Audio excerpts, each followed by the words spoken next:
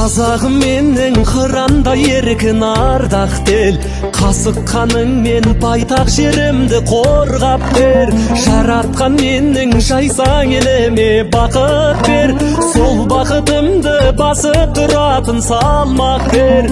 Жомарттық жүрегінде бойында адамдық бар, қазақтың бәрі текті, қанында адалдық бар. Елі туып өскен байтағы жері, алғаш махаббатым менің құшағымда қалды сенің.